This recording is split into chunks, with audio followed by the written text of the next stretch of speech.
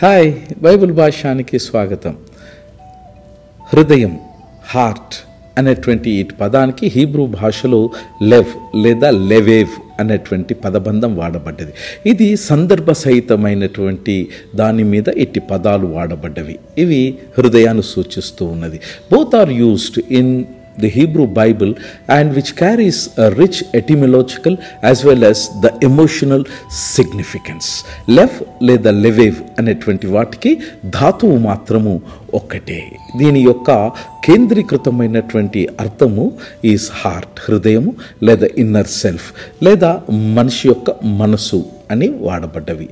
Arabic భాషలో ఇది ఖాల్బ్ అని పిలువబడ్డది. ఆ విధంగానే అరామిక్ భాష యందు హృదయాన్ని లెవ్ అనేటువంటి పదాన్ని లేవా అనేటువంటి పదముతో వాడబడ్డది. ప్రాచీన భాషలలో ఈ హార్ట్ అనేటువంటిది it is the centre of thought, will as well as the emotion. పరిశుద్ధ గ్రంథమైన బైబిల్లో ద్వితీయోపదేశ కాండము 6వ అధ్యాయంలో ఈ విధంగా సెలవివ్వబడ్డది. నీ పూర్ణ హృదయముతోనూ, నీ పూర్ణ ఆత్మతోనూ, నీ పూర్ణ శక్తితోనూ యెహోవాను ప్రేమింపవలెను.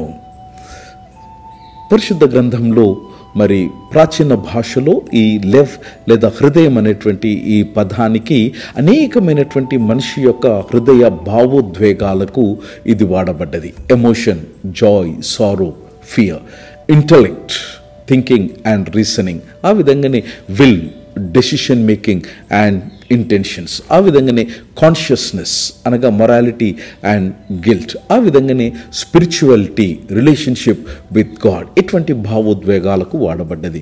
హీబ్రూ మానవ శాస్త్రములో మనిషి యొక్క మనస్సును, అతని యొక్క ఉనికిని కేంద్రంగా పరిగణించబడుతున్నది హృదయం లేదా లెవ్.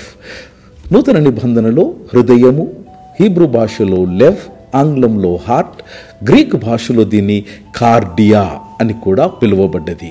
హృదయ శుద్ధి గలవారు ధన్యులు, వారు దేవుని చూచెదరు. మిత్రమా, దేవుడు మాత్రమే నా హృదయాన్ని శుద్ధి చేయగలుగుతాడు. ఆయన దర్శన భాగ్యాన్ని కల్పిస్తాడు.